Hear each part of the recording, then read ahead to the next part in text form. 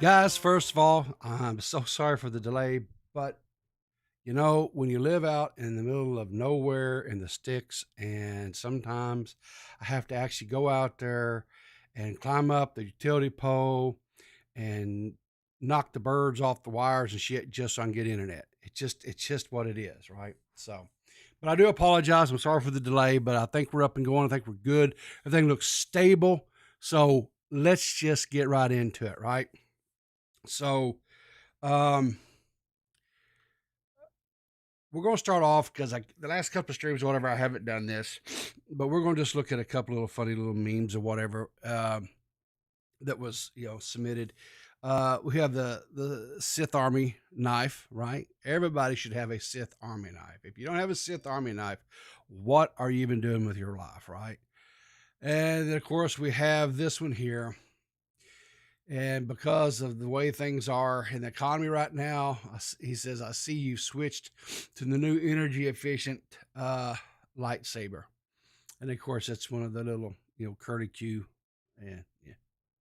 All right. I know. But I found them amusing. And so, isn't that really, just harmless little laughs and stuff, because that's what we really are about over here, right? Just some harmless little laughs. All right.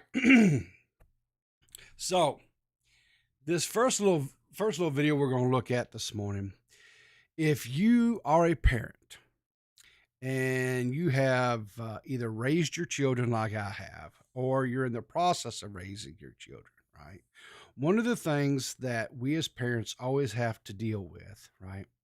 There comes a time when our kids start losing their baby teeth, and that can be like a really traumatic ordeal for a lot of kids, right? When I was a kid and was growing up, whatever, my dad had these vasectomy gang. All right, Drew, snip, snip, right? Anyway, my dad had these like really old wore out forceps. I don't even know where he got them from, right? But what he loved to do, and he did, he actually enjoyed doing this because he was twisted, is when our teeth would get loose, whatever, if we didn't pull our teeth out in a timely manner ourselves, right? What he would do is, because the thing of it is when baby teeth start loosening up, if you don't get them pulled out and work with them and stuff, is if you can't get, the kid doesn't work with them, what'll happen is they will tighten back up. And then you have to go into a dentist, and then the dentist has to pull them, and it's a deal, right? It costs money. And my mom and dad, we didn't have really any money when I was a kid growing up. So that was just not an option, right? So those teeth were coming out by cracky. And so, they were, parents were, are you working on that tooth? Are you working on that tooth? Right. And, but my dad, if it didn't come out in a timely manner, like what was suitable to him, he would get you in there and he'd set you down, and what he'd do is he'd get in his chair, right? His, cause he had one of them like lazy boy type chairs, you sit down, you kick your legs up and stuff, right? He'd get one of them and he'd say, all right, get out here. And we'd have to go in there and sit at his feet, and we'd have to tilt our head back and put it in his lap, right? And then he'd get them and then he'd get them forceps in there, and he'd get in and he'd clamp down that thing and try to yank him teeth out. Now, these forceps had no, like the part or section, whatever, where there should have been like these little cross patterns, like for gripping. Them things were slick. And so more times than not, he'd sit there and try to pull the tooth out or whatever. The forceps would just slip off the tooth, and it hurt. Oh, Lord Jesus in heaven, it would hurt. But this was the torment that, as a kid growing up, this was one of the things that it was just, so it was better if you just get the tooth out, period, right? Yourself, and not get dad involved. It didn't take too many of those episodes to learn that you did whatever it took to get them damn teeth out.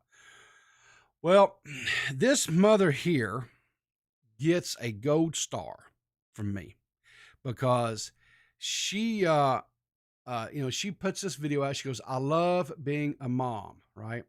So she's got her son here, and you see she's got one of these little Nerf guns, that you shoot the little Nerf bullets, whatever. And you can see she's got some, looks like dental floss, right? And she's got it tied to the bullet. And then she's got the other one tied, looks like to her kid's tooth. So let's watch the video. All right, show them your teeth.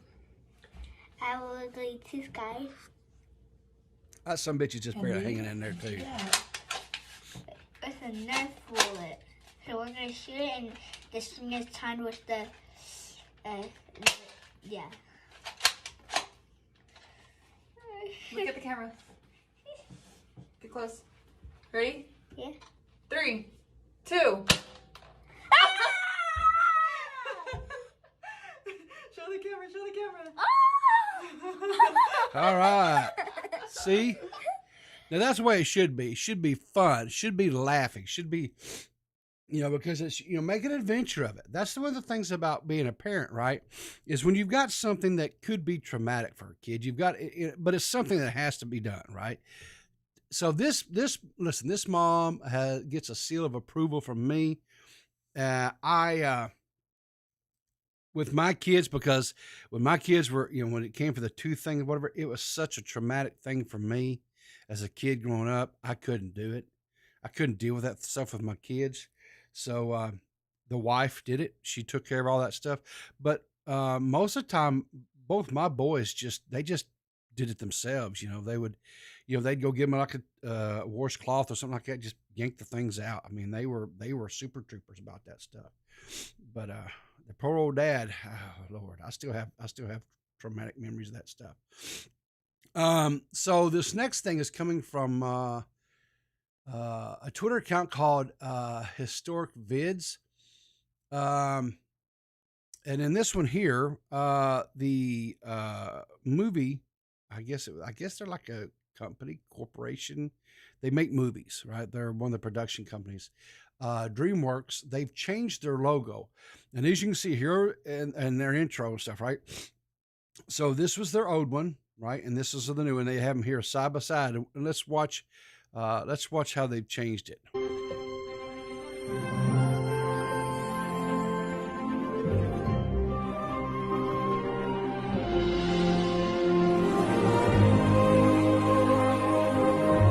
Of course, you see that's different characters from DreamWorks.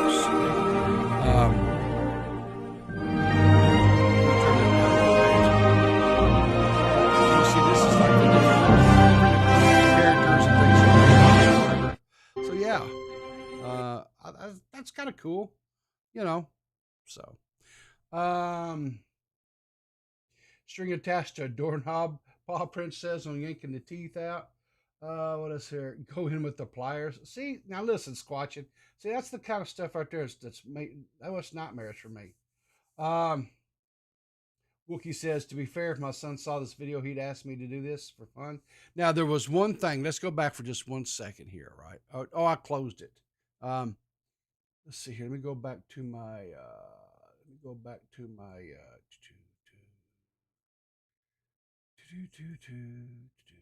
yeah, okay.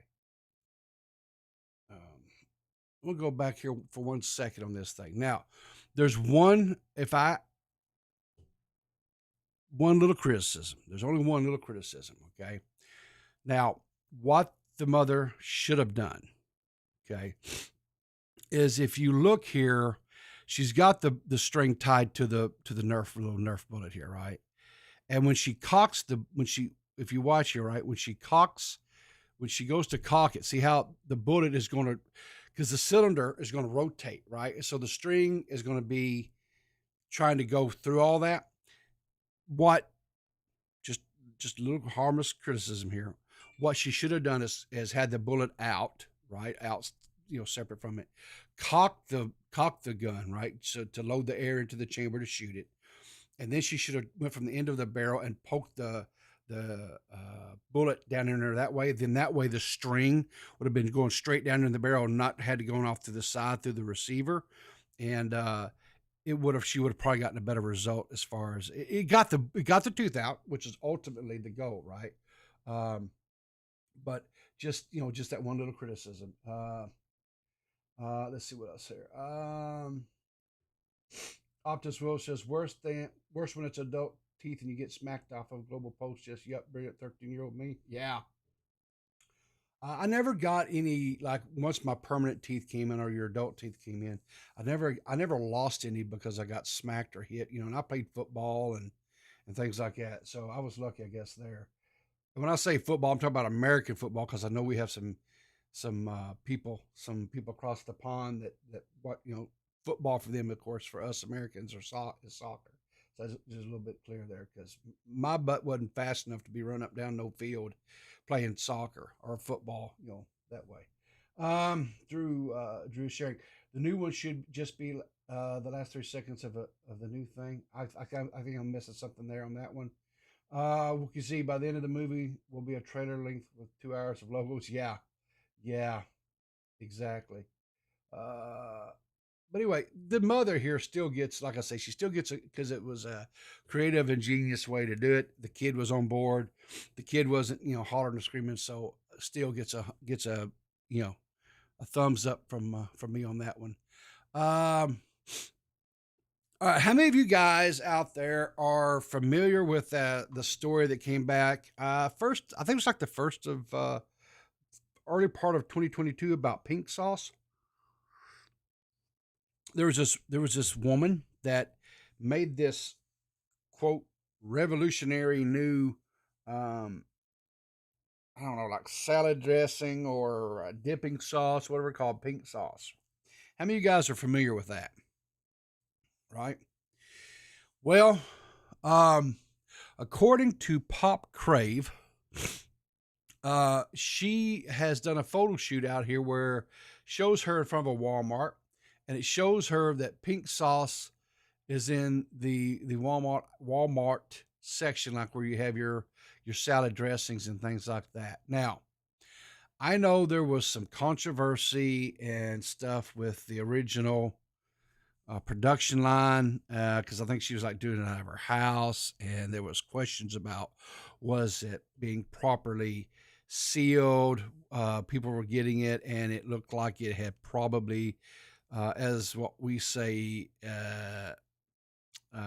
blinky. It was bad, right? It went off. It was off and expired or whatever. I guess maybe she's got this maybe being made in an actual manufacturing facility maybe now, hopefully. But so anyway, and she has I'm gonna have to, I can't play the music or the audio on this thing because, well, copyrighted music. But anyway, she's got a little thing here. It says I got to win in every but anyway, just here's, you see her, she's walking through the aisles here of the Walmart, and you can see that pink sauce has got it's not a real big display, but it is there. So I'm kind of wondering too, says just beginning to land at Walmart locations and then Walmart.com across the U.S. Keep checking Walmart.com because pink sauce will be available near you soon. So if you wanted some pink sauce and you didn't have the pink sauce, well, I guess now you can go with Walmart.com and you can have your pink sauce too. I guess good for her. Me personally, it doesn't look anywhat appetizing. It looks like Pepto-Bismol, and the last thing I would want to be putting on salad dressing or dipping chicken nuggets into or anything like that is something that looked like freaking Pepto-Bismol. But that's me. Maybe it's for you. If it is, go check it out. You can get over there at the Walmart.com. Is that a sensor bar over the shelf label? I don't know. Let's go back and take a look at that and see, because I honestly I don't know. Let's see. Let's see here. Let's use cologne, baby wheel. Shut that up. I don't need to hear that. Okay. You know, squatching that it may very well be. It's kind of hard. Where's the little video slide here?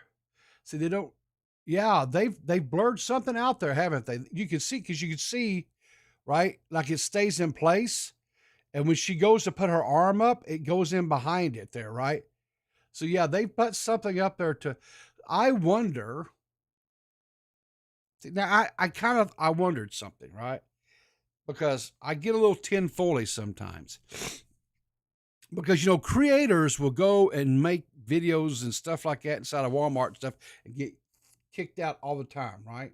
I wonder, is it possible that she just came in there with a few bottles and slung it up and put it up on the case?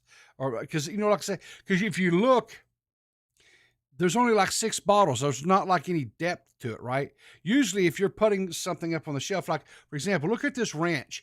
Now you see how there's like, you see bottles of ranch right here, right? Or there's, and stuff like that. Just, and it's one thing maybe they don't have like a lot of the whatever to like have backfill, whatever, right? But it's almost looks like possibly she maybe just brought a few bottles in and stuck it up on the shelf. And I wonder if she just did this to promote it. And it's not really in the Walmart. Because, I mean, that's a good eye, Squatch. That is a really good eye. Because, it is 100%. They've got some sort of little blur or bar there on that hand. You can see where it covers up, right? That's something they added. Yeah. Good catch, Squatching. Good quit. Yeah. It could very well be. Listen. Throw a little shade here.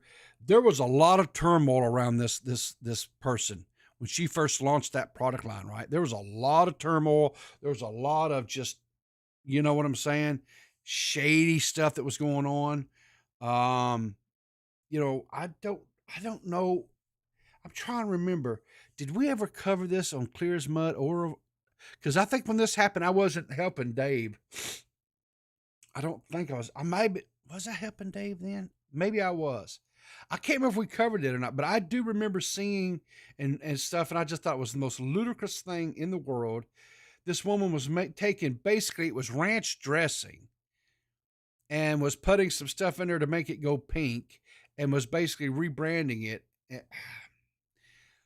I'll just say this. I guess maybe an A for an effort on the attempt of trying to make it look like it's in the Walmart shelves to try to make it look better. I guess A for that, but I still ain't going to take the nasty shit. Y'all can keep that mess. I ain't having it, y'all. Yeah, exactly, matter. She cray. Exactly. She cray. We never covered the pink sauce. Thank you, Banana, because Banana's memory is a little bit better than mine.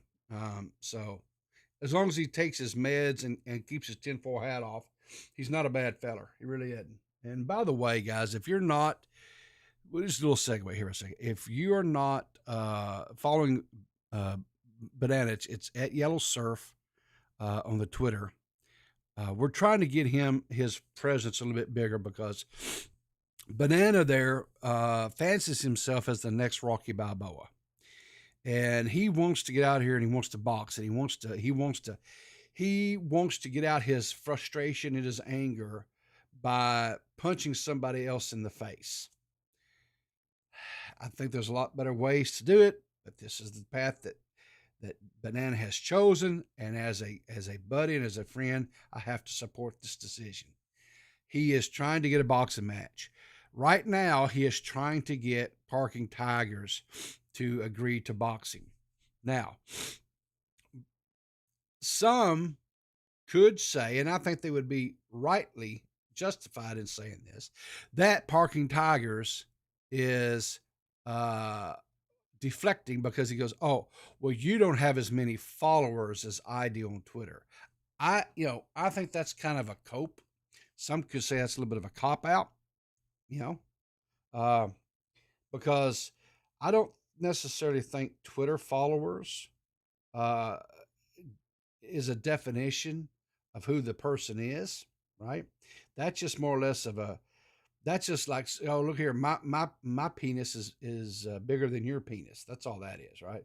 That's a as they say, a dick measuring contest. Um, the man should be judged, or the woman, either one, should be judged upon their character, right, and who they are. And Banana has a very good character, and so, and he's in the gym. He works out.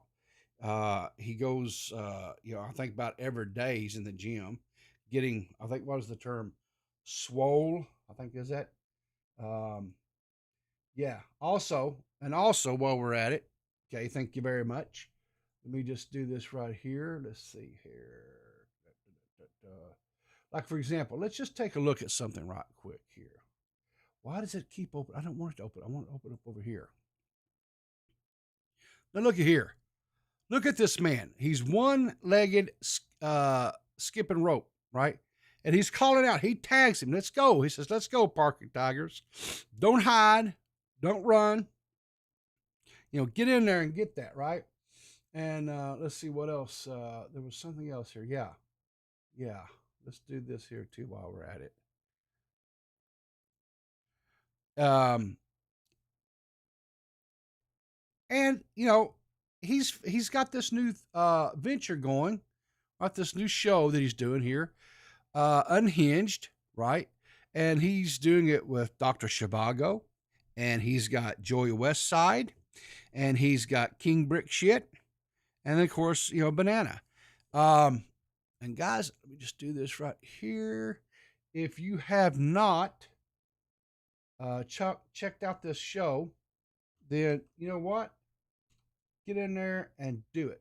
Get in there. There's the link to the channel, and get in there and check it out. And because listen, it's not drama. It is not a drama related show. I joined they've got a Discord and everything, right?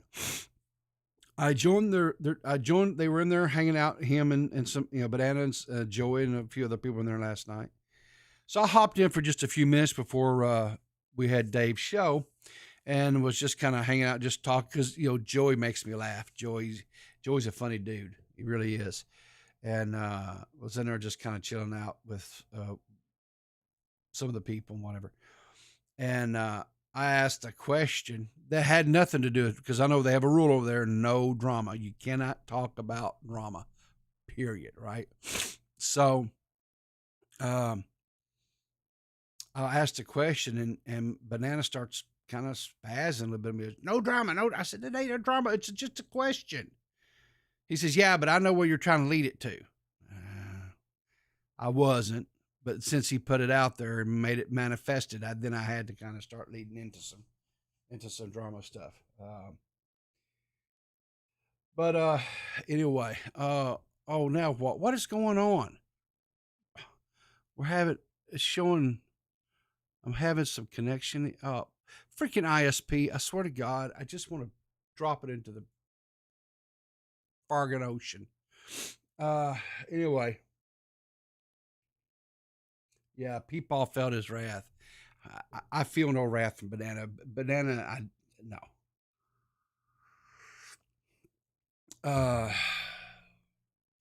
So let's move along with my stories for this morning. So Nicholas Duro puts out this tweet, says there is a rumor that someone paid shoes, and when he says shoes, he's talking about shoe on head.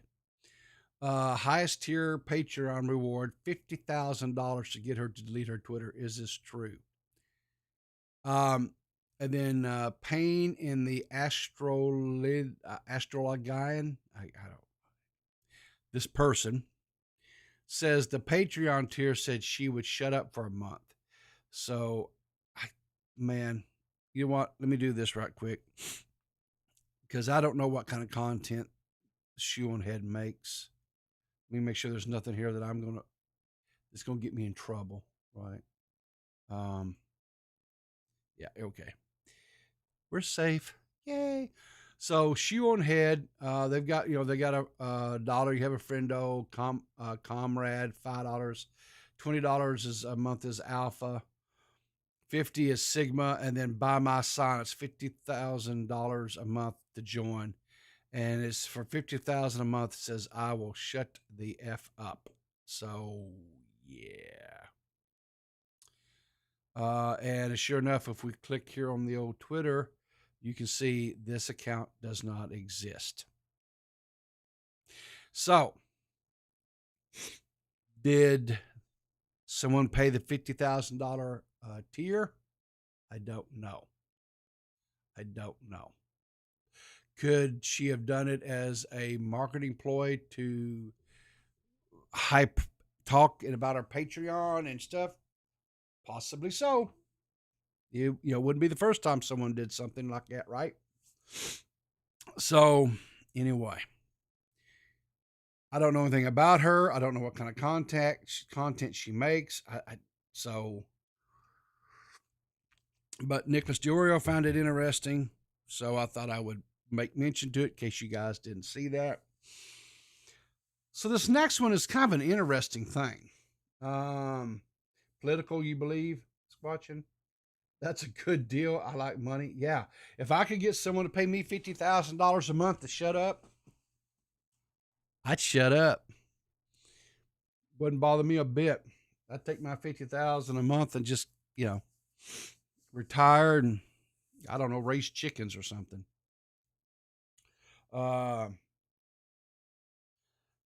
Rooney Boo says used to be part of the skeptic community. Okay. All right. Cool.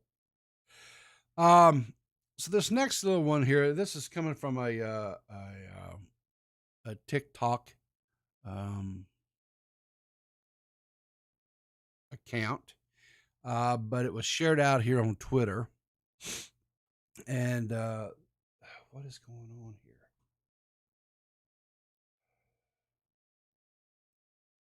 It's showing here. It's like it's dropping. It's like I'm dropping stuff bad. Let's see. Is it going to level out?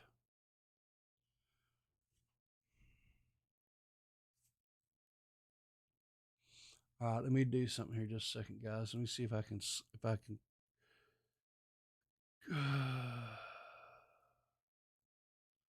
me change it down to about right there. Let's see if that'll help it. If that'll help it calm down, maybe. I apologize. My ISP is just being really ignorant this morning.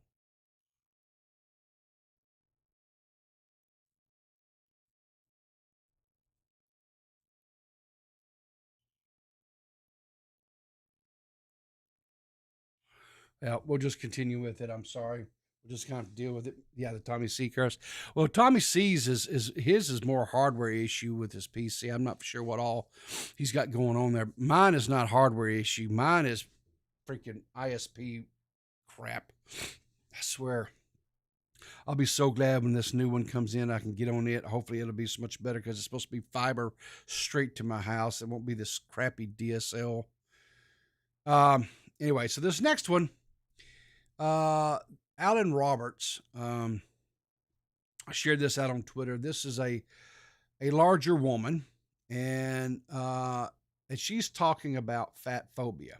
Now, I feel like as a fat person that I may have a little bit of insight on this. So let's listen to what this woman says, and let's see if we agree, disagree, or just laugh at what she's saying. When people are fat phobic on this platform, you should be uncomfortable. You should be uncomfortable. Okay. It is irresponsible to come on an app where there are vulnerable young people.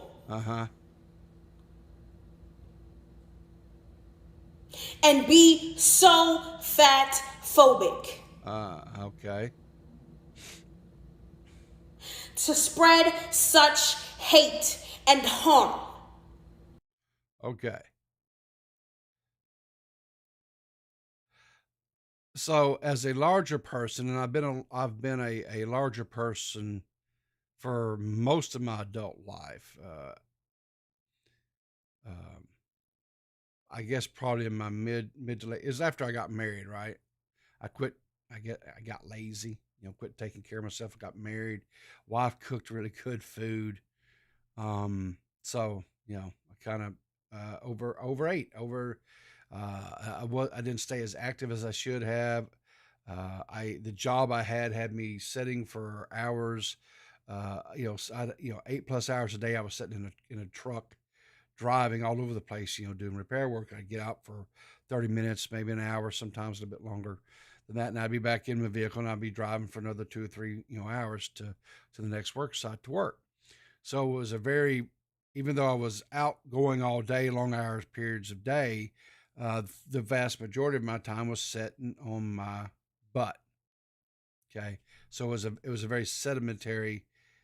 So then when I'd get up early morning, come home late at night, and I was just too tired to do anything physical, like even something as mundane as getting out and just walking and stuff like that, right? And so anyway, like I said, been a larger person for most of my adult life.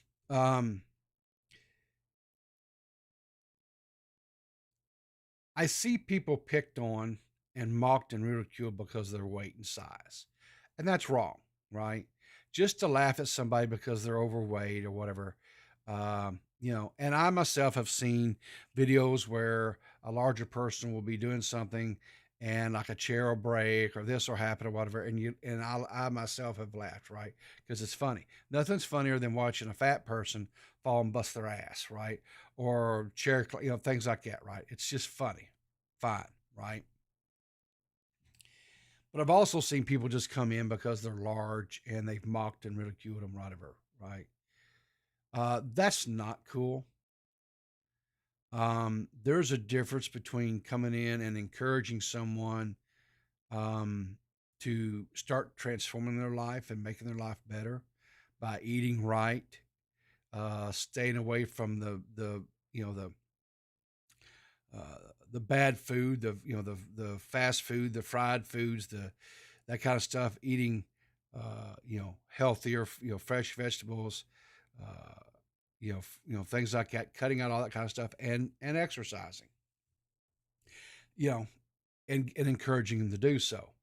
It is a journey or path I myself have taken several times, and obviously it's never really stuck. But it's a journey. I'm still on that journey. I'm still modifying the way I do things. The biggest thing is just I'm trying to be more active, right? I've got some recumbent bicycle that I get on and I ride to get my heart rate up and to get me moving, stuff like that. It's low impact and it's something I can do. And so that's fine, right? But I don't think that's what this woman is about. But before I say any more, let's finish watching the video because I don't want to put words in her mouth, and I don't want to.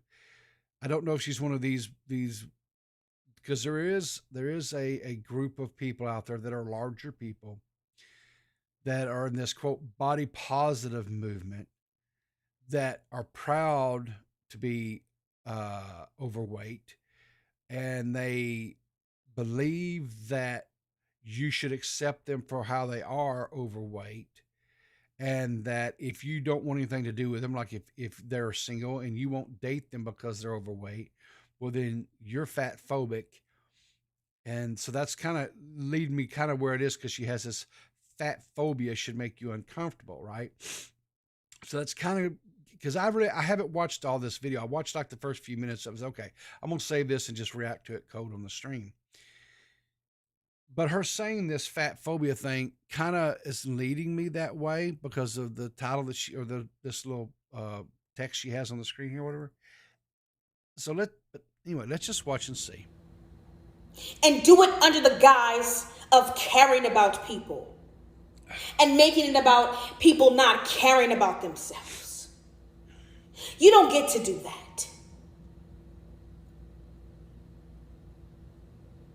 And it's tolerated too much. And it's made light of heart too much. Well, I agree with Fat that. phobia should make you uncomfortable because it is intertwined with every single other system of oppression that exists. Okay. It is related to sexism, racism. Hang on here.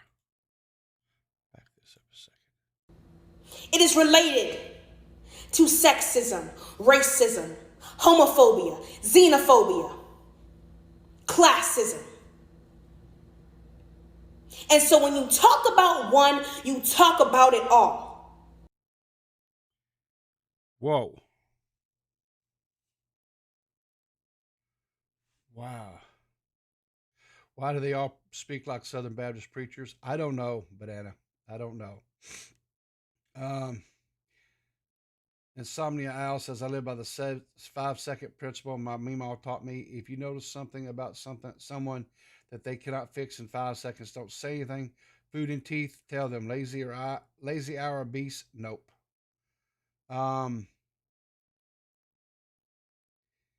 You're the dead on Dave man. Yeah, I'm the dead on Dave man.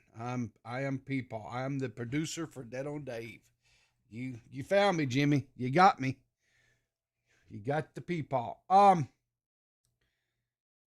But here's the there. Like I said, as an obese person, right?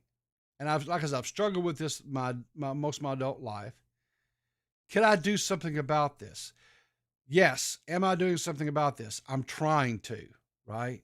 I'm not going to make excuses, and I'm not going to sit here and ever tell you guys, well, I'm just fat, I'm just obese, this is the way it is, deal with it. I'm not going to do that, right? Because to me, that is a defeatist mindset, right? I'm going to have failures. There are some days where I just make bad choices because I have a craving and I want a greasy ass Sonic cheeseburger, right, and some fries. I have those weakness moments where I cave in and say, yeah, right. And so that's the day that I don't make a good choice. There's days where rather than just having a small portion of whatever we're having to eat that day, whatever, right?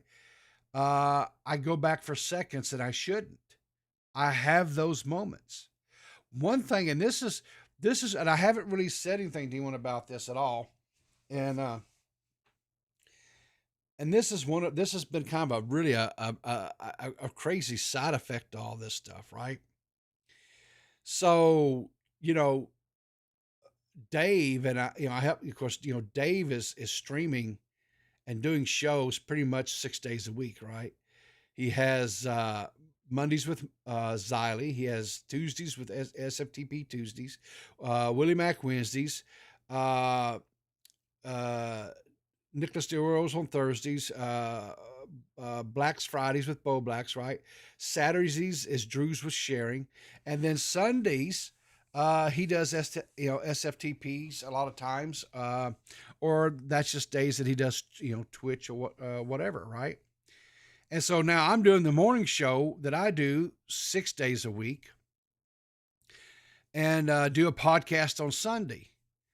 Well, by doing these shows and being all these things, it's really cut back on the time that I have free to either think about or just eat, right? So like especially like of a night which was the worst time for me really is, I would make supper, and the wife and I would normally just sit in there and have supper and talk. And sometimes I would overindulge, right? I would eat too much. But now with doing the shows with Dave, I fix me a little plate. It's very controlled proportions. I have it, and because I have a very limited amount of time to do it, I get up, I come in, we do Dave's show, and when it's all said and done, then it's basically it's time for for me to go to bed. So by Dave allowing me to go over and produce and stuff, right? It has actually helped me cut back on my eating. And now, because I've been doing it for so long, my body has adjusted, my My stomach has actually shrank, right? So now it doesn't take near as much food for me to get full, right? So now I just have to work on becoming more active to start, getting, burning off this stored energy that I have everywhere, right? 'Cause that's what fat is, right? It's just stored energy. So now I've got to just get a little more active. So, um, anyway, so yeah, and I haven't really said anything to Dave about that, and but I owe that to him, and I'm very thankful to him because in his own way, he has actually helped me um, in this journey, and so that's But enough about me. Let's see what else this young lady has to say. Which is why I say it is irresponsible, disrespectful, and hateful.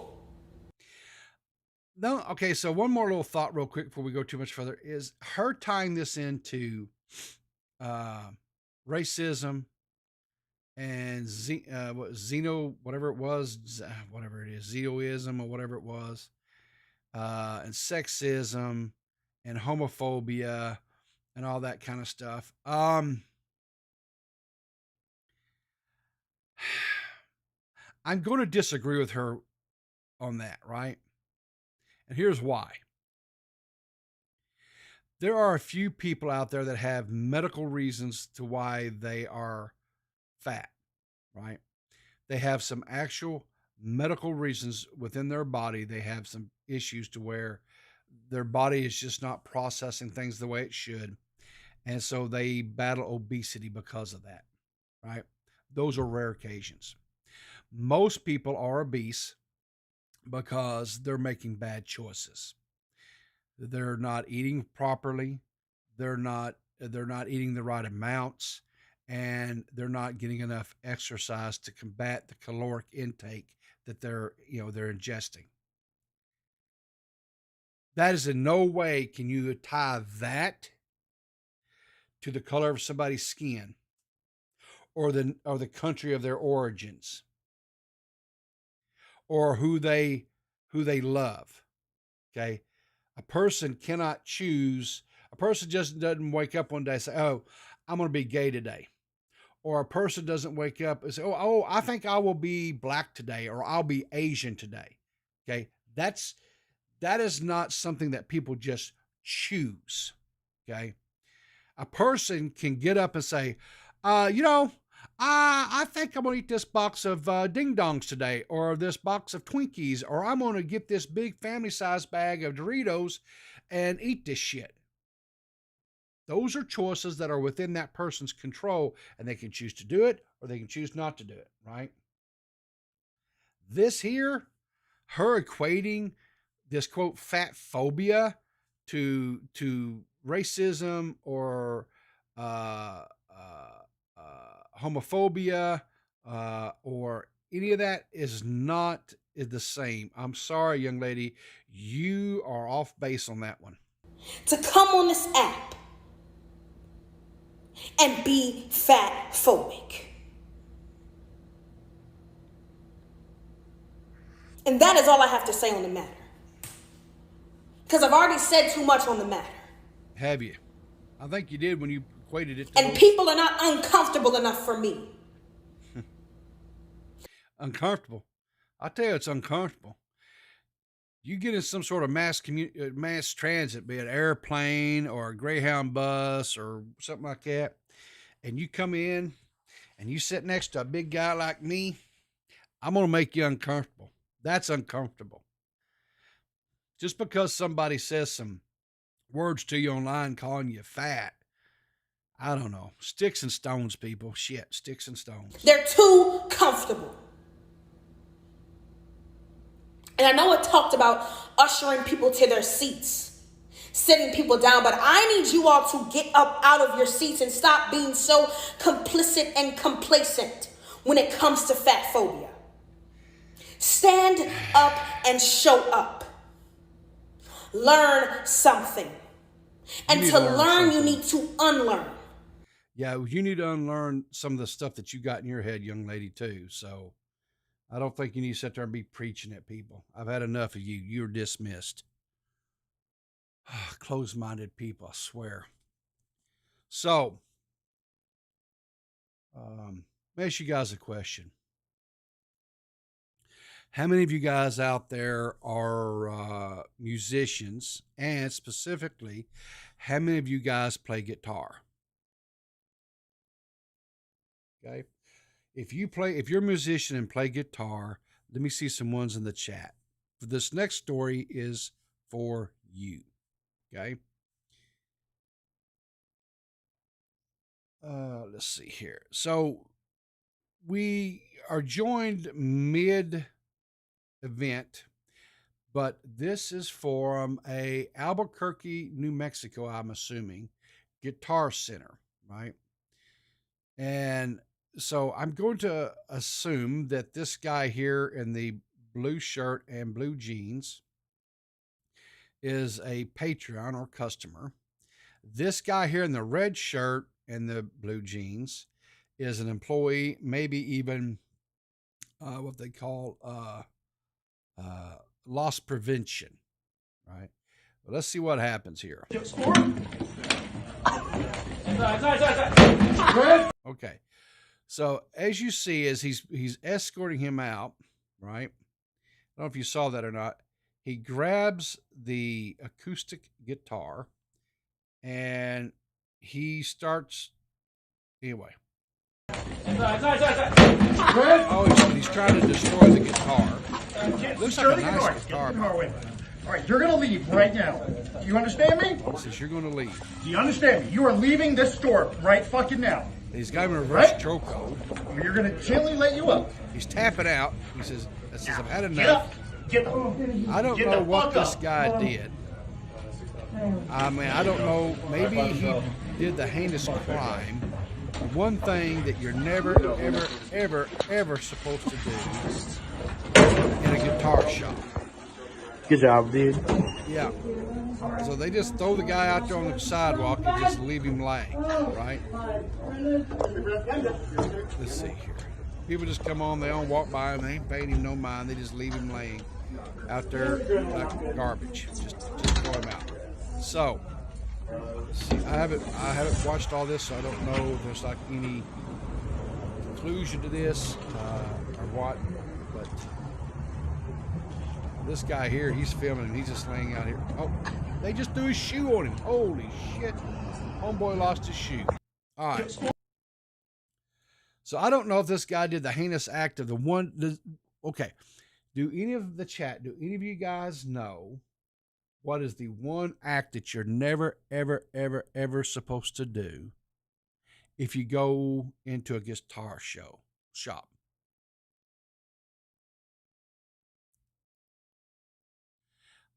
I'm fine, Jimmy, and I guess Dave's okay. I have not exactly, Trippy. He started playing Stairway to Heaven. That's the one thing you cannot do when you go into a guitar center, man. But I don't know how Dave is this morning, Jimmy. But anyway, I don't know if he did that or if he was just being an idiot. Who knows, right? Okay, so enough funny stuff. Now we're going to get into some serious stuff. We've had some fun, but now we got to have a serious talk. All right. So one of my peoples sent me this tweet. And Juno Songs, I'm not familiar with Juno Songs, but they evidently are a content creator. They have quite a large following on Twitter, 6,443 followers on Twitter. Anyway, it says, so apparently YouTube can charge back prior earnings from a demonetized video now. How do we as YouTubers even fight this? Oh my Lord. And he has a screen cap here where this here is Louis Rossman. And if you're not familiar with Louis Rossman, he is a business owner. He does repair to computers and stuff. He is one of the front, or one of the forerunners, or one of the front people who have been out here advocating for aftermarket repair, especially concerning Apple products, right? Like your Mac computers, iMac laptops, or I'm sorry, MacBook laptops, and iMac computers, right? Um, because Apple, which is a proprietary company, right? Which means that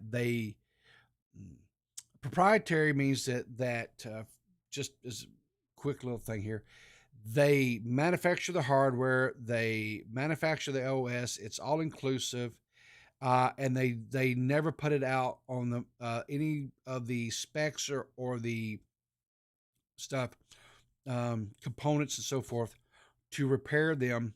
So if you have one of their devices and something happens to it, they want you to come back to them, to where more times than not, if you've watched any of Lewis's content, where he has people come to him where they have taken their laptops or whatever to the geek, or not geek, well, what do they call it, the smart bar, or whatever it is, the repair section of Apple in their stores to get fixed.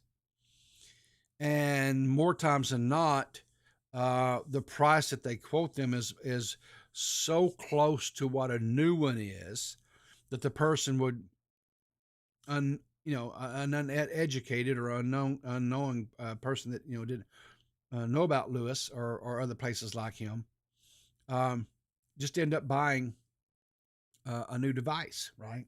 Because it's actually more cost effective to spend a few $100s more to buy a new device versus repairing the old one. But when ideally, most of the repairs would be just maybe a couple $100s or less, versus $1,000, $1,500, $2,000 for a new device, right? But anyway, and he's been like a real big pro advocate on people being able to repair their stuff or take it to people to have repair shops to fix it, whatever, right? But anyway, he had this is a screenshot of one of this video, and so that kind of got me curious, and I went out and I found Lewis's video on this, right? And this says this is, like I said, it's Lewis Rossman. I find his videos where he repairs these devices interesting, but I'm in IT, so not everybody might not necessarily find it. But like when they bring in these devices and they tell the story behind it, this customer of this went to the Mac store to get it fixed and whatever, and they tells us history and the backstory on him, and then when he shows them fixing these things, I find that very interesting. But again, I'm IT. I'm kind of a nerd geek and stuff. So not everybody might not find that interesting. I do. But if you would find that stuff interesting, you can look him up on YouTube. There's lots of videos out there, right? But anyway, this video here is addressing these new terms of service. Moist Critical has done a video about these new terms of service too. But Moist Critical's coverage was the fact that, quote unquote, within the first, I think it's 8 to 15 seconds of a video, if you don't curse within that, then your video wouldn't get demonetized, right? But then there's evidence that that's not factually true, because Most Critical goes through all this where there are family vlog channels that have zero cursing in it got demonetized because the AI that goes through and puts in the what do they call it? Like when you turn on the closed caption, right? Would misinterpret or misread whatever a word that was said, and it would put it as a curse word, or sometimes it could even put it, I think is like some sort of racial type thing. And so then the video would get demonetized, right? And how do you go about that? Because those closed captions are auto-generated. How do you combat that, right? It's a good question. I don't know. So like I said, Moist Critical did a couple of videos on this. So go check them out on his channel if you want to know more about the, that aspect. Lewis here actually has a whole different uh, problem with the terms of service. And like I say, Lewis in my opinion, Lewis is a very, very smart man. But let's just listen here to just a few minutes of this video, and let's kind of break down and what he has to say. How's it going? I hope you're having a lovely Friday morning. Today I'm sitting here with Clinton the cat, and we're going to be discussing something that made Clinton the cat very angry today. So I logged into my YouTube account, and I saw a banner on the top of the screen. It said, "Action required. Accept new terms to stay in the YouTube Partner Program and to start earning Shorts ad revenue." Now, I don't really care about Shorts ad revenue because I don't do Shorts, because it's just not a video content form that I'm good at. But the Partner Program is what allows you to put ads in your videos, which allows you to get money from YouTube, which is nice because Mr. Clinton likes $3 per can cat food, and we have to spoil the Clinton. So I went to click this link and actually do something crazy, which many people don't do when it comes to legal agreements, which is read it. And it is honestly isn't that long, and it really doesn't take much time to get to the part that, in my opinion, is a massive screw job. So if you just search through this agreement, you will see this one section called non-qualifying revenues. It says over here, and I'll zoom in to make it easier to view on the screen, YouTube may either 1. Withhold or adjust any partner earnings associated with a breach of the terms, including the YouTube channel monetization policies, or 2. Charge back or offset such amounts against future partner earnings payable to you. YouTube will notify you if any of these circumstances occur and provide details on about how you can appeal in accordance with these policies. Now, the main problem that virtually everybody has spoken about on YouTube at some point in time, whether it is a creator with 1,000 subscribers or a creator as large as PewDiePie, is that it is virtually impossible to actually get through to somebody at YouTube and speak to them if something like some sort of error occurs and you violate one of their policies. One of the best examples that I have on my channel of this happening to me is this video I did of an angry Clinton. So my cat's name is Mr. Clinton, and he was meowing for about 1 or 2 minutes very angrily. So I decided to record it because when Clinton meows, it's kind of funny. And he got flagged. It says, "We are removing this video because it violates our community guidelines. You'll be able to view the video for 7 days. When it was removed, this period allows you to review the content to decide whether you wish to submit an appeal." I had problems having the video reinstated until I did the video on the content strike that I got for, I'm not kidding, harmful and dangerous content. This video is literally a cat. It was an adorable little cat, and the cat is just sitting there on the counter, and he's meowing.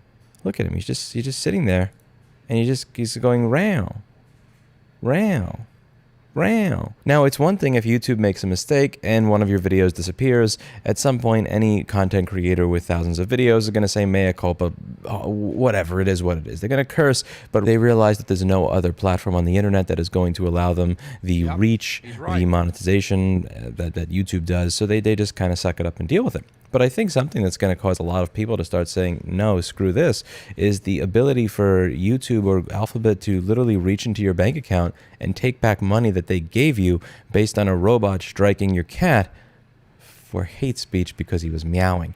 And that is what you have the potential for here. If I am reading this contract right, and if I'm reading this contract wrong and you're an attorney, please do let me know. This is a serious, serious issue. Now, again, they say even if you do... So,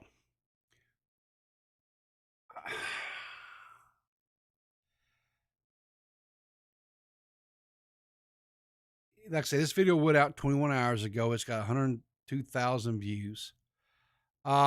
This is a little bit problematic for me. This is a little bit concerning. I'm not partnered yet. I'm not monetized or anything like that, right? But one of the things that I am always so fearful as producer for Dave over there, when I'm out researching stories and bring things to talk about, whatever, as I'm so concerned about doing something, showing video, showing whatever, that is in any way going to harm his channel. Because Dave, as a disabled vet, he has limited abilities to make money, right? And so YouTube revenue, donations to him and things like that supplement his income. And Dave has been blessed and it has blessed me, seeing his growth and stuff to where he has been able to, um, his growth and everything, and new viewers and new subs, and he actually has, people that are members to his channel stuff, has, been able to allow him to get into a really nice apartment now, where he's in a better environment, which has allowed him to be in a better state of mind, because he was in a bad situation. He's able to get out there into this nice apartment now and stuff. And so the thought of him getting a strike or anything like that, especially with these new terms of services, as Lewis has pointed out here, that would, allow them to come in and take money from him, money that he doesn't have to spare. It scares the bejesus out of me. I just so I really would love for some larger creators to look at this and address this. Maybe some of the um, lawyers here on YouTube, like Emily D. Baker, Rakita Law, Runks of the Bailey. So these are some of the ones that I know just off the top of my head. I would love for them to maybe look at this and take a look at it and see if there's if that is Lewis's interpretation of this correct, and if it is, creators need to really kind of, I think, get up in arms about this, because it's one thing to get demonetized, right? It's one thing for you to make a video and it gets a yellow sign on it, right? You either get limited or no ads on it. Okay, fine. That sucks, right? For a creator, that sucks. Especially if you're not a streamer, but you actually just make content, and you are dependent upon the what do you call it, money from the views and stuff, and for it to go yellow. That basically means the time, energy, and effort, work that you put into that video, you're not going to get paid for, unless you have a some sort of partner deal or something, someone sponsored the video. So that stinks. It really, really stinks. So I really hope that that's looked into. Hopefully there will be some, like I say, dug into, because the last thing I want is for them to try to come in and reach in and take money out of people's pocket, checking accounts or whatever. That's just or whatever account they have it tied to. You know what I'm saying? But that is worrisome to me. So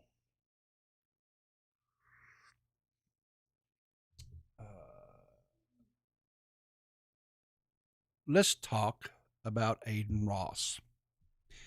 Now, Aiden Ross is a character that I don't watch. I know that he's was supposed to, I think, interview Kanye, and that all kind of fell through, whatever. But he got banned on Twitch for a 7th time.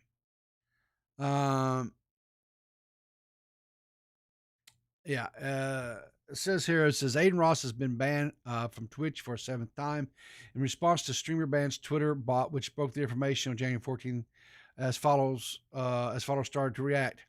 The Simply Chatting streamer is likely one of the hottest content material creators in the Purple platform, in addition to a fairly controversial determined a notion backed by a variety of bans he has obtained over his lifetime.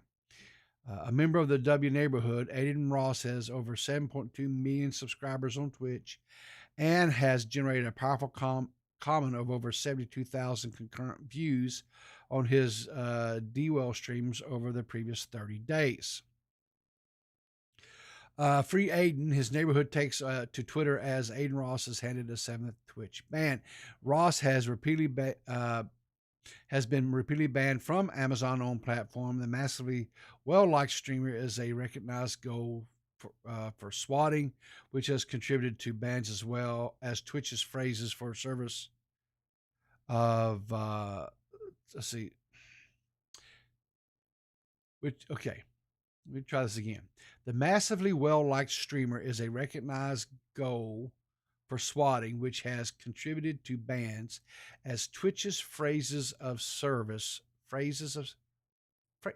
terms of service do not permit streamers to point out firearms, which cops virtually at all times carry. I don't know who wrote this article. Who wrote this article? Oh my God, I'm not a master of writing, but holy hell. Jeez. Says others consider that Aiden Ross was suspended as a result as he confirmed somebody in the function of a personality who appeared like Hitler at a GTA RP. Okay. Jiminy Pete. This person, oh God. Anyway. So I guess Aiden Ross was playing GTA 5 in an RP server, and I guess someone came up dressed or whatever, like Adolf, and I guess that resulted in him getting banned. Okay, so you're probably saying, well, Riv or Peepaw, right? Why, if we've talked about Pink Sauce and we've talked about a dude potentially of playing Stairway to Heaven in a Guitar Center and getting wrecked. We've talked about a woman shooting a Nerf gun to pull out her son's tooth. And we've talked about YouTube once again potentially giving the old fickle finger of fate to its content creators. And we've talked about Aiden Ross getting banned off of Twitch. Why did you have Ethan Klein in the thumbnail with the Matrix behind him? And why did you play White Rabbit by Jefferson's Airplane as the warm-up song? Why? How does this all tie together? How is Peepaw going to bridge all of this together? Well, I'm going to tell you why. If you watched Dead on Dave's show last night, right? Nicholas Doriora comes in and he says, Dave, because you know how Nicholas gets excited about stuff. He says, my guy, we've got to watch this Ethan Klein video. And so we did. And Ethan Klein was in his own holiday, right, with his wife and kids. And he snuck away like a bad little child, child that's been grounded and he's not supposed to be on his devices or whatever. And he snuck away and he got his little cell phone out and decided to make a YouTube video. And he was sitting there, he flat out said that all guys are genetically dispositioned to be rapists and that we just need to stop. We need to stop going out and trying to hook up with women, doing one-night stands. If you have any type of influence or power, you cannot sleep with women because there's a power dynamic there and you're taking advantage of that.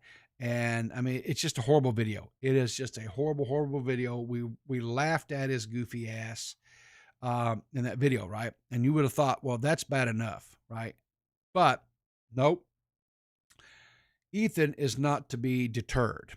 Ethan will not be stopped. Ethan is a force, right? So while he was still snuck away and his wife and children were asleep, right? And he snuck his phone back and whatever, he decided to do another video. And in this video, the title of this video is An Urgent Message for Aiden Ross. I mean, look at this thumbnail, guys. I mean, he's serious. Look at this, the intensity on his face.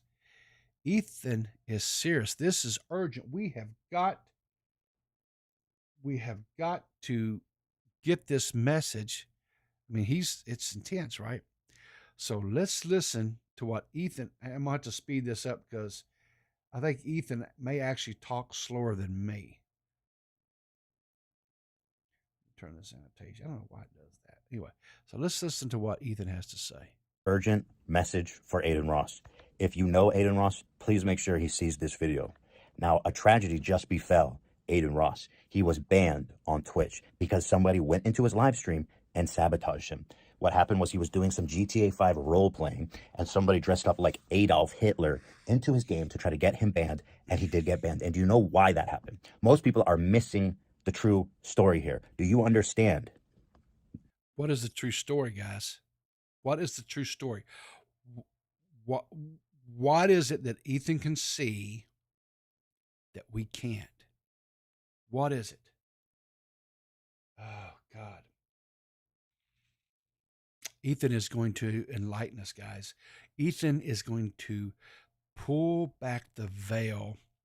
He's going to remove the scales from our eyes so that we can see. And we must humble ourselves, and we must be thankful to Ethan for this. The Matrix is after you, Aiden Ross. And this is why I'm making this urgent message to you. You've thought that Andrew Tate is going to be your Neo. But I have a bad news for you. Andrew Tate is actually going to be your Agent Smith. Okay? Whoa. Mind blown, guys. Andrew Tate is not Neo, but he's actually Agent Smith. What?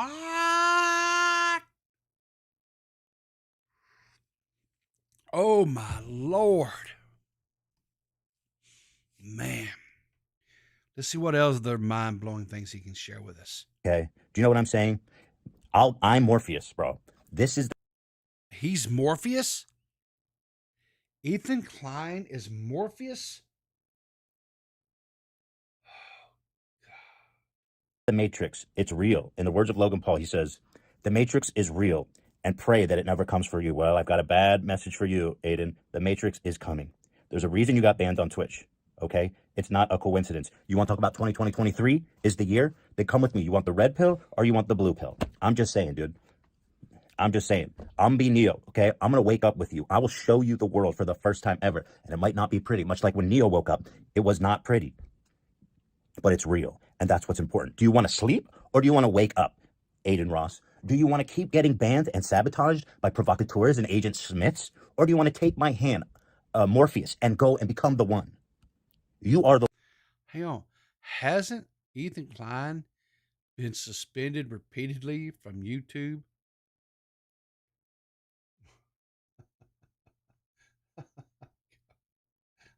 Oh, jeez. Oh, so which is it, guys? Are we going to take the red pill and wake up and see the world as it really is? See the ugliness, the nastiness of it? Or do we take the blue pill and we stay in the reality, in the matrix, and we just, are oblivious to everything and we're happy? I don't know. Which one is it, guys? Are we going to do the red pill? Or are we going to do the blue pill? The one, Aiden Ross. You are going to save us all. What's the name of their city? What was it? The city underground, and they're like, that's well, you're going to be the king of that city, and we need you. So the question is, are you going to follow the girl with the cat tattoo, or are you going to go back to sleep and pretend this never happened? Aiden Ross, Andrew Tate and Tristan Tate are in a jail cell right now. Okay? Do you know what that means? You remember the guy from the Matrix who he double-crossed them and he killed one of his own guys so that he could be put back in the Matrix. And you remember how Neo met him and he was eating a steak and he goes, you know what I realized about the Matrix? First of all, Neo didn't meet him. Agent Smith did. Get your story straight. See, that tells me right there that he's not Neo. He's not Morpheus. Ethan Klein is not Morpheus, guys, because he's trying to rewrite history. Everybody knows, right, that it was Agent Smith that met the dude was eating the steak because he wanted to be jacked back in to the Matrix, right? Remember? Yeah. I caught you. You're not Morpheus. You're Agent Smith. This steak tastes good, and I just don't care anymore. That's Andrew Tate, bro. You want to be played like one of those idiots, or you want to take my hand? I'm Morpheus. I know what's going on, bro. You want to be a human battery, or you want to open your eyes? Is he? Hang on, seriously, what was that like? Is it? Watch him. Now remember, I've got this sped up, guys. Is he having like a stroke? Bro, Watch you him. want to be a human battery, or you want to open your eyes? Look at him. See, he just looking off into space, and he's just. Is the dude not on his medication? Whoa. That's weird. Aiden Ross, this is a serious and urgent message for you. There's a reason that your hairline keeps receding. Do you see my hairline, Aiden Ross? I'm 37, and it keeps growing down. It's because I'm Morpheus, and I understand. And I promise you this, Aiden Ross, if you take my hand, is it the red pill the good one or the bad one? The red pill's the good one. If you take... He don't even know which pill to take now. He doesn't know is the red one the good one or the blue pill. He doesn't know. Oh, my gosh. the red pill, your hairline... When you wake up out of the Matrix in the real world, your hairline is perfect, bro. They only want you to think that your hairline's receding because Andrew Tate's a jealous bitch because he don't even have any hair. Did you know that Andrew Tate has a hair transplant and it's just really bad? That's why he shaves it all, Aiden. He's jealous because you have a real hairline. And he's a coward, dude. He's the human trafficking coward with no fucking hairline. You're so much better than that, bro. Bro, come on, dude. If you want me to show up at your house, invited, of course. I won't show up uninvited. But I'll wear full leather, trench coat, glasses, whatever you want, dude. You want the red Advil? You want the daytime Advil or the night? Or you want the Dayquil or the NyQuil? You want to sleep? Zzz, you want to take the night? Zzz, or you want to wake the fuck up and take that Dayquil? Gets a little pep in your step. Listen, this is an urgent and highly important message to Aiden Ross. If you know him, please make sure he sees this. If you are tired of getting swatted, if you are tired of being raided, getting banned on Twitch, it's time to wake up, brother. The Matrix is after you. Logan Paul called this, okay? And I'm Morpheus. You know? No, you're not. You're Agent Smith. I don't know who you got to have a love interest. I don't know. You're single, right? You're kind of I think you're lonely and single. So we need to find you a love interest that you could be Trinity for you, because that's what motivated Neo, right? Because like, you know what I mean. He's got to have a little something to fight for. Some hot mama Trinity. You got a Trinity? We got to find you a Trinity, bro. And we're not going to human traffic her. We're going to treat her with respect and dignity, right, Aiden? Because I know who you really are, bro. So this is my message. This is Morpheus. It's time to make a decision, Neo. It's time to become the one. Jesus Christ.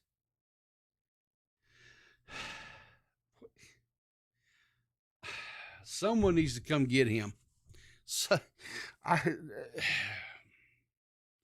Hila needs to wake the hell up and take his damn phone away from him. Jiminy Pete. Good night, Irene. Oh, man.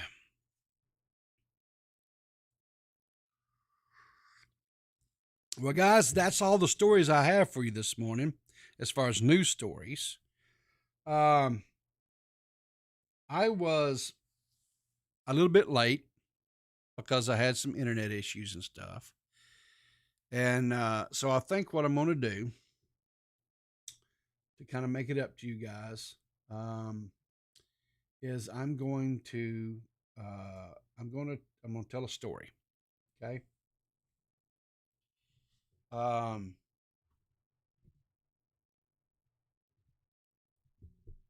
trying to think what I want to. Do you want a story? I'll let you guys choose. One in chat if you want a story that's just about Riv when he was younger, or two if you want a story about an adventure, me and my sons. So, which would you guys rather have? Would you rather have just a young Riv story or a Riv and son? One for me, two for my sons. Okay, so we got a bunch of ones, looks like so far for just we got one for the sons. G Fuel did it. Yeah. Both? You want both? No, see now, Kim, you're being selfish. Let's not be selfish. Got a few twos, got a few ones. Purple. No, you're not getting both. I wasn't that late. I do both. Oh me. Well, we'll see. Let's see how long we'll go. We'll do just a river story, okay? All right. And depending on how long it takes and what the time is, maybe I'll give you a one with an adventure me and my sons had as well. All right. So I had to be 16 because I was driving. So I was about 16 years old, and I'd gotten a job at a restaurant called Bonanza. Now, this restaurant was kind of like it was a, how would I put this? I don't know. There's not really like maybe a Western Sizzler. I don't know if you guys are familiar with Western Sizzler. But it was basically you would go through and they had a menu and you would order the menu, right, that you went through a line, right, and you could order like they had steak and they had like fried shrimp and things like that, and then you would go through and order it, whatever, and then they had a salad / hot bar that you could get while you're whatever entree, or you could just do the salad hot bar as your thing too, right? Because on the hot bar they had different kinds of like chicken strips and chicken livers and potato wedges or logs or whatever you want to call them, and salad and things like that, right? So you could just do that if you want to, or if you want to have a main entree like a steak or chicken, shrimp, things like that, they had that as well. Fish, I think maybe they may even did like grilled fish like salmon or something like that too. This would have been back in, Lord mercy, this would have been back in like the early mid 80s, right? So this is back a little while, so my memory may not be real clear on what all they had. But anyway, I was working there as what they called a busboy. Now, they didn't have waitresses and stuff there, but all they had was they had the cashier there that you'd pay as you went through.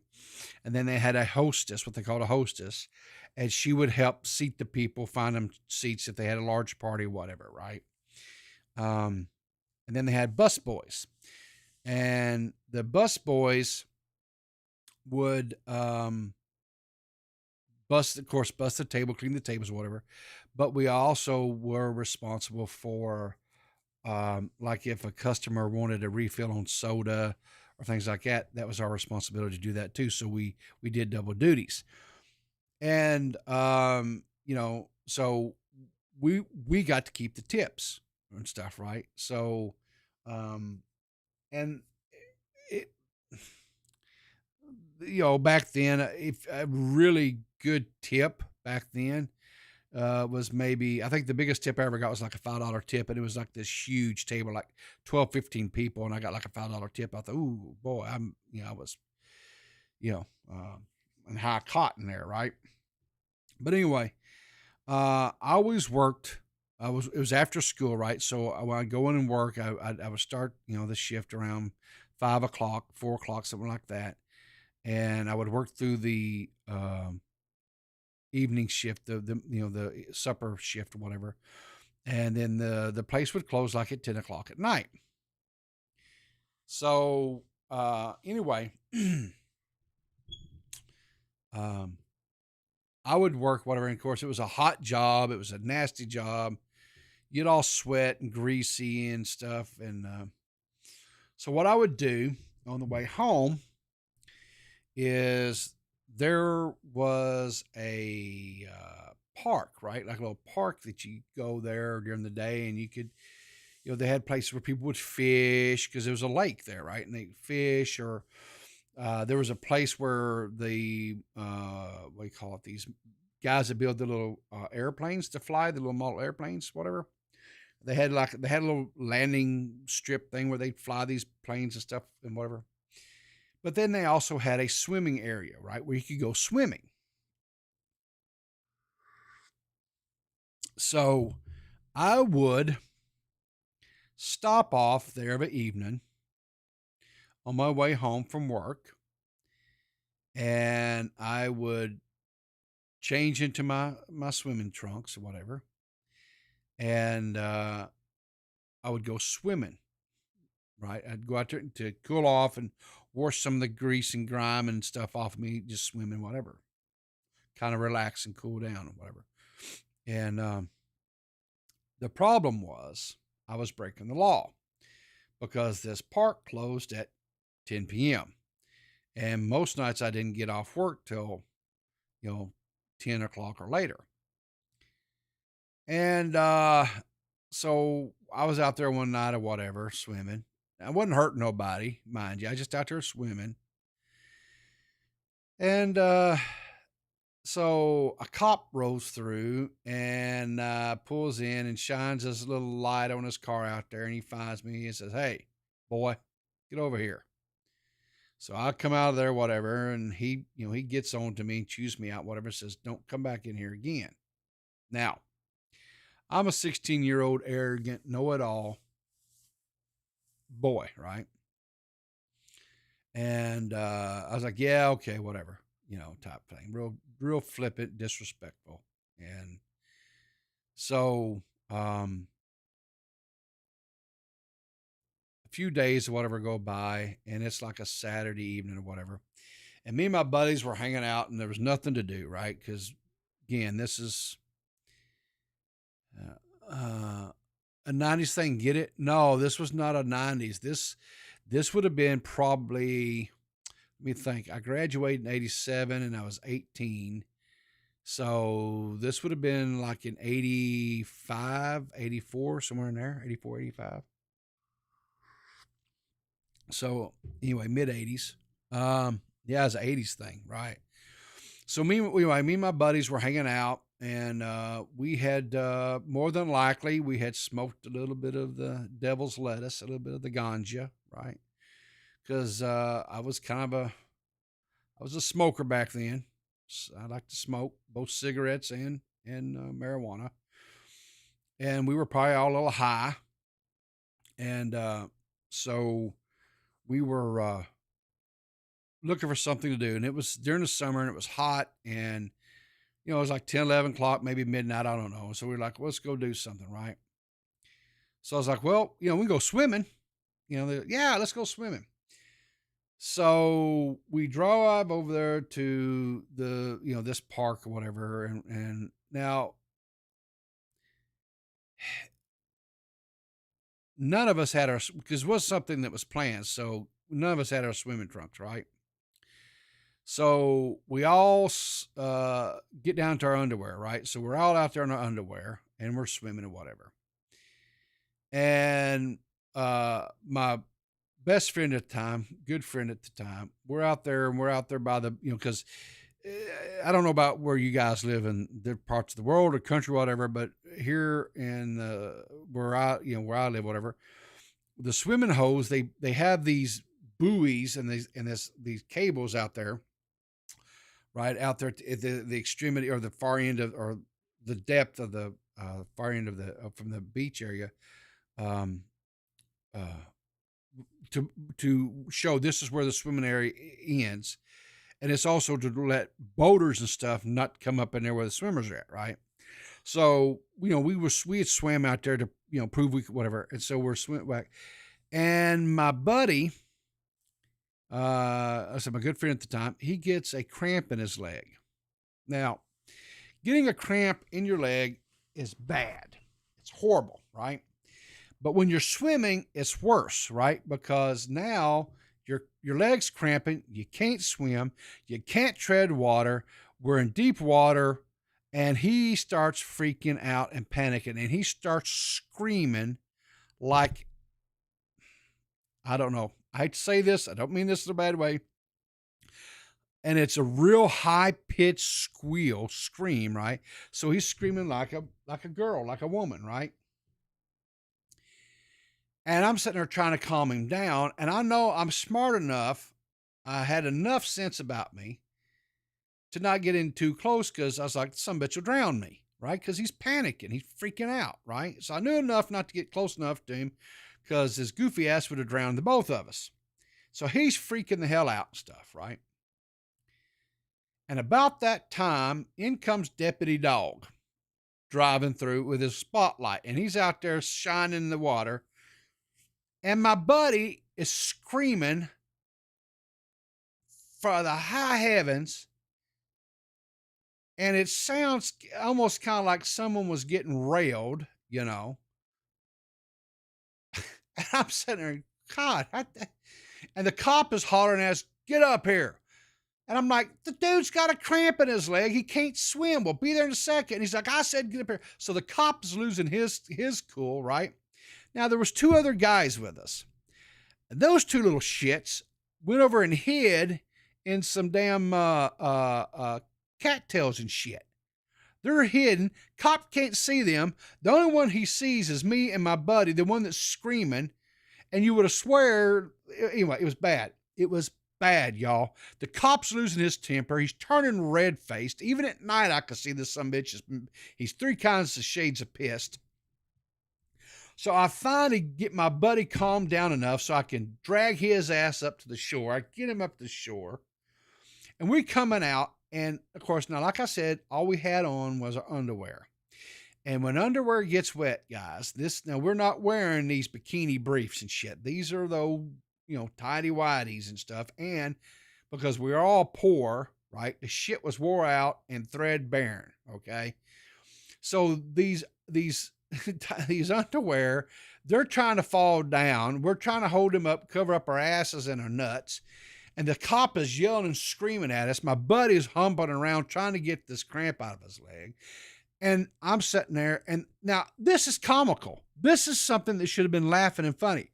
But no, not to this cop, because this cop had a corn cob up his ass or something. He's reading this right out. I told you not to come in here again. And I had enough between my buddy yelling, screaming, and carrying on. The other 2 dickweeds that are hiding in the weeds on me, and they ain't even out here getting the ass chewing. I'm getting the ass chewing.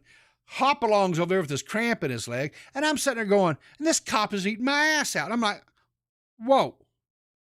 And so I thought the classic line, you work for me. Because I was employed and a taxpayer, so in my mind, that sumbitch worked for me. Now again, like I said, I was arrogant, I was cocky, know it all back then, right? Well, that pissed the cop off even more, as only you could imagine. And listen, guys, let me let you a little secret. Now, like I said, this was like 84, 85. You know what we didn't have back then?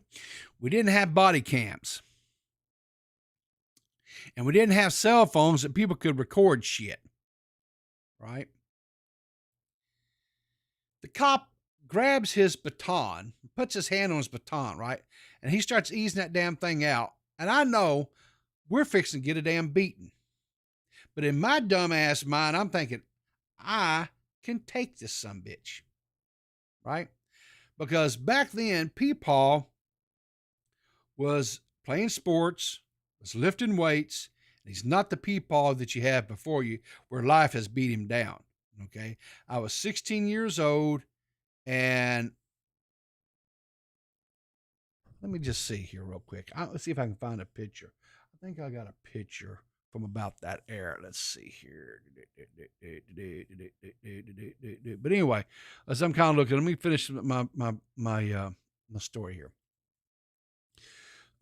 So anyway,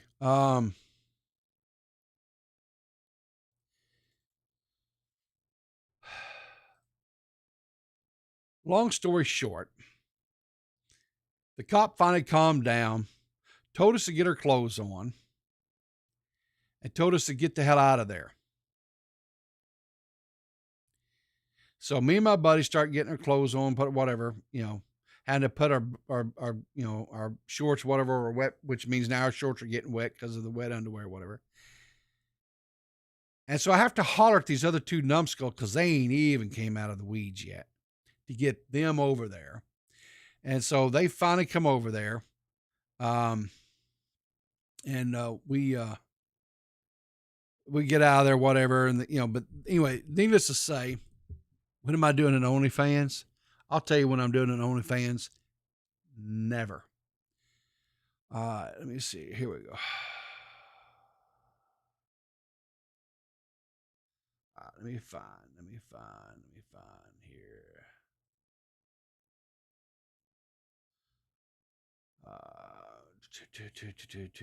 Here we go.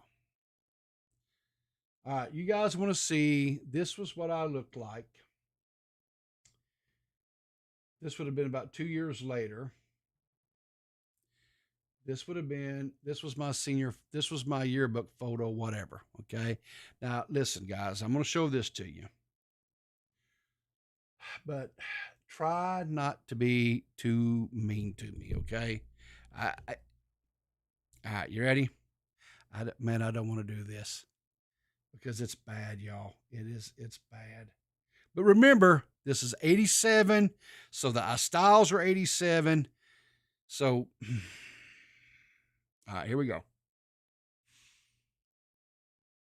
There we go. That's vintage Peepaw.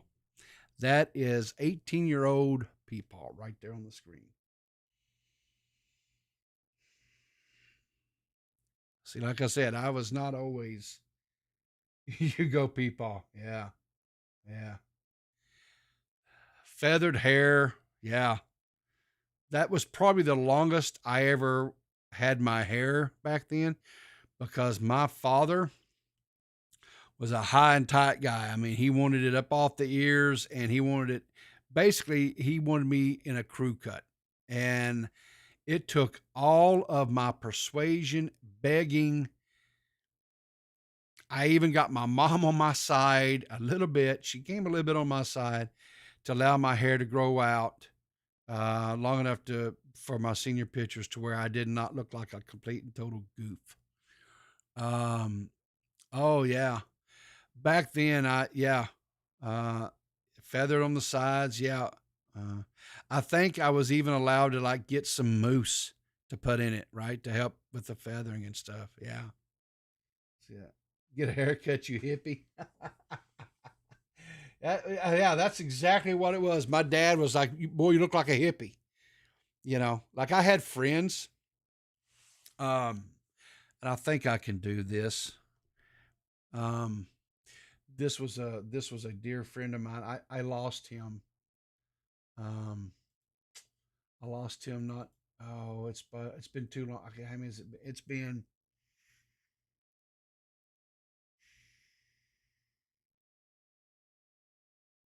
I think about six years ago, 7 years ago at this point. Let me find him. This was my buddy Roger. Um, he was my running. He was one of my. He wasn't the guy that was with me that night swimming, but this was my buddy Roger, and I miss him dearly. When I moved after I graduated high school, I moved away with my family. My dad got a job. I've told this story, but I moved away and I lived in Kentucky and Indiana and Illinois and all up there whatever. And I was gone and away from Arkansas for probably, I think I was gone for probably right around 10 years, 15 years, something like that. And then I moved back to Arkansas and I wasn't able to locate him. Then I moved out again to Louisiana, and I was gone there for about 10 years or whatever. And then I moved back to Arkansas in like 2004, 2005. And shortly after that, I was able to reconnect with Roger. And this is Roger. This was my number one buddy back in high school. It's kind of hard to tell if these are old, grainy photos or whatever, but he had really long hair. I mean, he had the mullet way down here. He's dark headed, of course, so it's hard to see in this picture, but the hair was down past his shoulders and stuff, right? And Roger was a good guy. He had a heart of gold, right?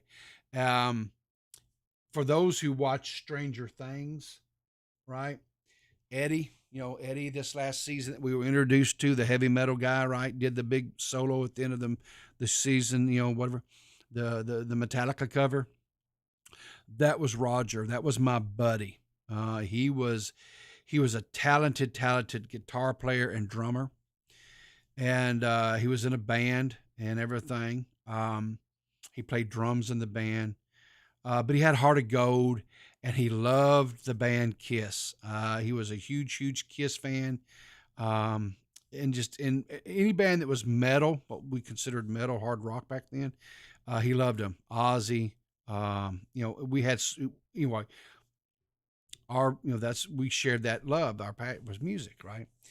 And I got, I was able finally to reconnect with Roger. After I moved back to Arkansas in 2005, I think it was around 2000, maybe 2008 or 10, somewhere in there. Was able to, I actually was able to connect back to Roger, and we talked a few times and whatever. And um, he had an aneurysm, and he passed away. And I miss him. He is he was such a dear friend to me, and I was so saddened when he passed, because we had lost each other, and lost contact with each other, because um, this was really, when I graduated high school and stuff, we didn't have the internet, we didn't have cell phones, we didn't have all that kind of stuff, right? And so it was just so easy to lose people back then and lose contact with them. And it was like when we started having our class reunions and stuff, I was really hoping he would show up, but he didn't show up. And I'd ask people, and they said, "Well, I don't know where Roger's at." And I think part of it was because he'd kind of gotten into a rough lifestyle for a while, and he just kind of fell off and away from everybody. But he got better. He got clean, sober, and when I finally got back, connected with him, so I said, "Man, we got to get together." And he's like, "Well, we can't do like we can't party like we used to, man. I don't." I said, "No, I don't party, man. That is something that's behind me as well." And but then when he passed away, um, I was angry for so long, because this was a dude that I had, you know, some of my greatest memories in high school. Um, the very first fight I ever got into in school was with Roger, and we kind of, it was about, I think, about the third grade, fourth grade, something like that, and we got into a fight over a girl, um, and over who she liked better, and she didn't like either one of us. And when we finally came to the realization, we were best friends after that. We were inseparable. We hung out all the time. We used to get stoned together, and we would get drunk together. And if you go back and watch any of these movies from the 80s about some of the things that, that young people did in the 80s, that was Roger and I. That's what we did. And so when I watch and I go back and I watch, and I'm like, yeah, I can remember, Roger, and there's others from my life back then, that, things that we did and stuff. And it's just and it's why it's so bittersweet. And so when I watched this season of Stranger Things, and the character Eddie was introduced, uh, I uh, I actually kind of wept, um, because Eddie was Roger. He was, and I'm sure Eddie was a lot of, for a lot of people from that generation. Eddie was someone, that they grew up, that they so could relate to that character, right?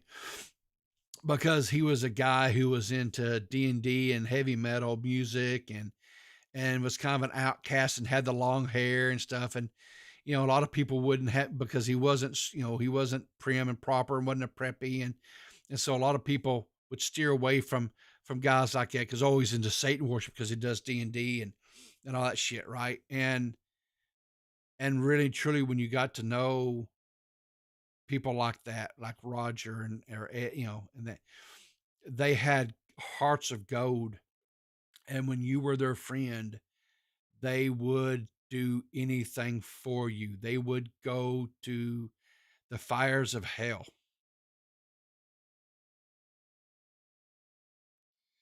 and back again. And I have been blessed in my life to have some people go through their lives and they never have um, true friends.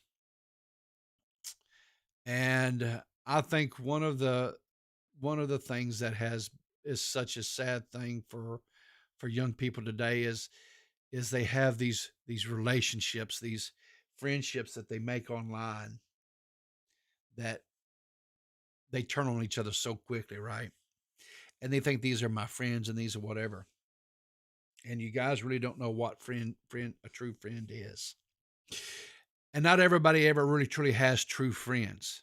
They have friends and they have acquaintances and stuff, right? But to have a brother, a friend that is closer to you than a brother, a friend that will drop everything. It doesn't matter what time of the night it is. It doesn't matter what kind of situation it is. They don't ask. You call them and say, "Hey, I need you." They come. They don't ask. They don't they don't ask why. They don't ask what you need. They don't ask none of that. They drop everything and they just come, right? That's a true friend. And I have been blessed in my life to have had not one, but several. And that's so rare. That is truly rare. And I don't know what I ever did or deserved to warrant those types of friends. But I am so thankful for them. And when you have a friend that's like that, you need to do everything you can to make sure that that is someone who is always in your life. And don't ever lose contact with them like I did with Roger for so many years. And anyway, I think on that note, I think I'm going to call it a day. I'm sorry I didn't get to the story and adventure about me and my sons, but we'll save it for another day. I do have something very, very special for you guys coming up Monday. It's going to be a surprise, and I'm not going to tell you, so don't ask. Um, I don't know about tonight as far as Dead on Dave. Drew is going to the boxing matches tonight. KSI and Faze was it Faze Temper, I think, is the boxing match tonight. So Drew's going to that. So I don't know if we'll get to that or not. Um, or we'll have a show tonight. Of what I'm saying, Dave may just do a Twitch night. So watch my Twitter, watch Dave's Twitter to see what we do there. I haven't talked to Dave this morning, so I don't know. No show Sunday. Yes, we will be having a Clear as Mud Sunday at 5 p.m. Eastern Standard Time. So make sure you're subbed over there with the Clear as Mud. Again, follow my Twitter, follow Yellow Surf's Twitter on that for announcements about that. But yes, we'll be having a show at 5 p.m. Eastern Standard Time on Clear as Mud. I have an idea. I don't know exactly when I'll be able to implement this, but I do have an idea for Sunday morning shows here on this channel. I've got to get a few more things in line and stuff to where I can make that a thing. But my thoughts are on that is this: at the rate and stuff of which we are growing on this channel, and I thank all of you from the bottom of my heart for this growth and support. It has been phenomenal. And I say that sincerely, earnestly. I'm not just giving it lip service. I'm not just saying it to be saying it. It really is. It was very, very overwhelming for me for a very long time, adjusting to seeing as many of you out there in chat and watching it, and some of the donations and stuff. It was. I don't have anxiety, right? And I'm not plagued with those things that like a lot of people are. But this was a whole new thing for me. And so I had to deal with it in my own way. Right. And I may not have dealt with it quite right. And I may have rambled on about, and maybe some people might have taken it as, oh, he's humble bragging and stuff. And I wasn't, or it wasn't my intention. I was just really blown away by the support of you guys here recently. And, So I was processing it, but I think I finally have kind of gotten a handle on it, and I think I'm getting where I can deal with it, because I'm it's energizing me, and it's making me want to do more and more and more, right? So, you know, um, what my plans are once we hit to where this channel can become monetized, and I can have people that want to be channel members and join the channel, right? Because again, what my plan is to take all the proceeds through donations, YouTube ads, whatever it is, and I'm gonna have it all funneled into one account.